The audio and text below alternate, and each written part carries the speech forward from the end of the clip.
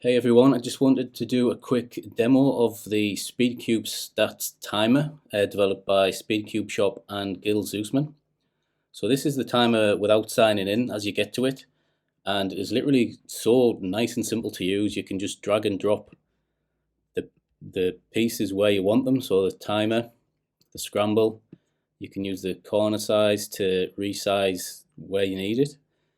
But the main thing I think is great about this is you can actually add a video really easy. Just click video feed.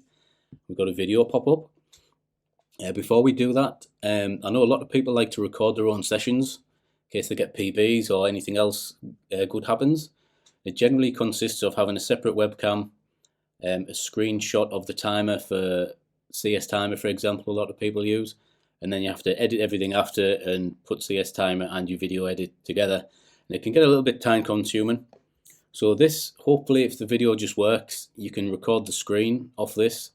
So I'm using a MacBook Pro and I can use QuickTime to just do a simple screen record.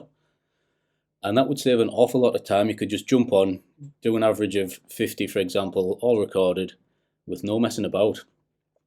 So before we start, just down this right hand side, we've got background image, which we can change through some different CS SpeedCubeShop backgrounds,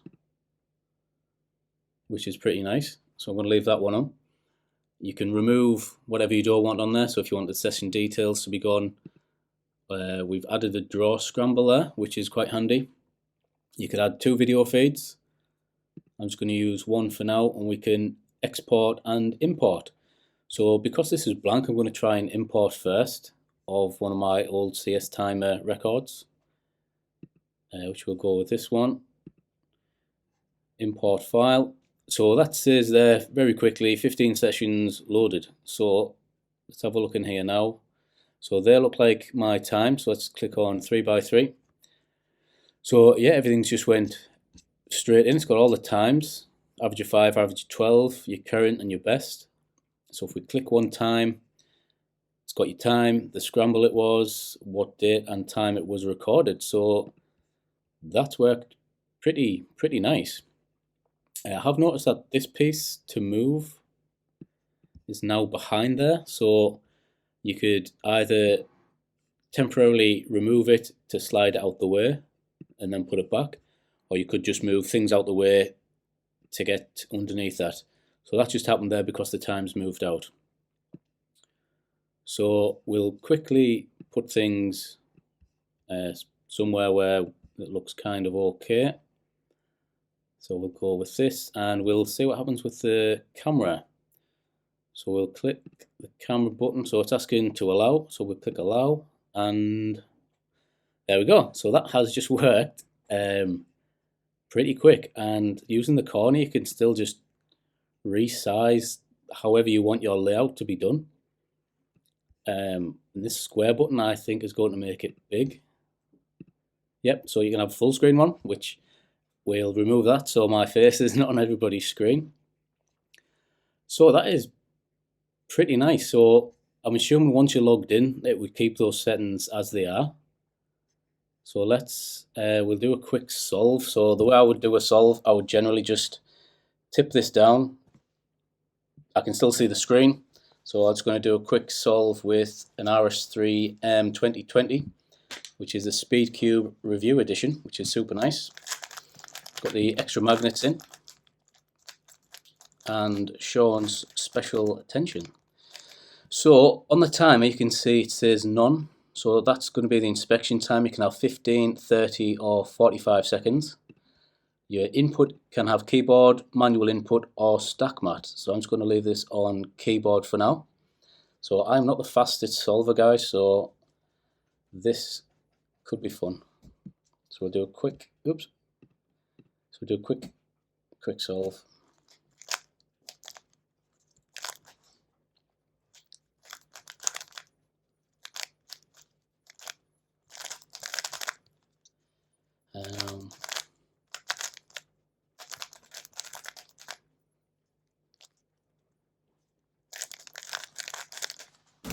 Okay, 20.41, so that's not too bad, but let's as you can see here, now I've done the time, I can just literally drag and move that piece out the way. So it might take a couple of solves to get everything set up perfect, but you can just drag and drop.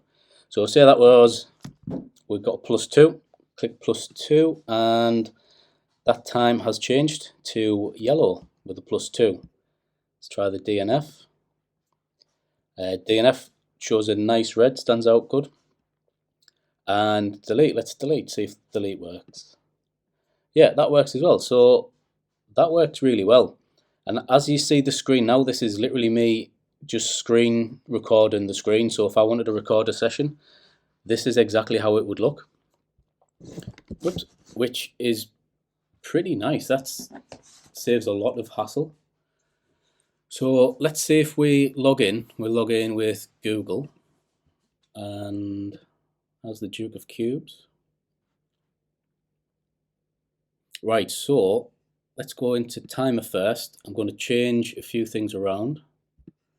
So it looks like it's reset a few things because I'm now logged in. So it's going to place things randomly for now and change the background to see if it saves everything. We'll keep that on. I'm going to go back to my PBs. So this is one that I logged in earlier with and just have a mess around with. So it has kept the PB, so you can log whichever cubes you've got. Say you've got 2 or 3 different 3x3s that you use. You can log whichever PB you got with each cube, which is quite nice rather than just thinking you've got a PB and when you look back, now you'll know which times you're getting on which cubes, and you can just add whichever cube or event you want, which is pretty nice. Nice little touch. So if we go back to the home screen, so you've got my PBs, you've got public PBs which you can look at, and down here if you scroll, this is a list of how many people are maining each puzzle, which is fairly interesting, especially if you're looking to buy new cubes. You can see which ones are currently popular. But if we go back to timer, now I'm logged in, hopefully. Okay, so it hasn't saved the layout, it saved the background. So hopefully this is something we can feed back to SpeedCubeShop and Gil Zusman to see if we can get a save function in there that would allow us to save our layout. So every time you log back in, it's just set up for you. But apart from that, it is really nice and good to use, and hopefully a lot of people start using it. So there was another feature I forgot to mention, was if you get a PB, say on the 3x3 that you're doing. So let's say we get a PB of 2.12 seconds.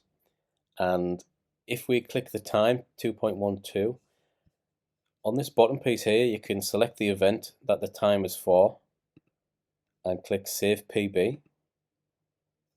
And that has been submitted. And then if we go back to my PBs, you can see that's actually updated the PB for your main cube.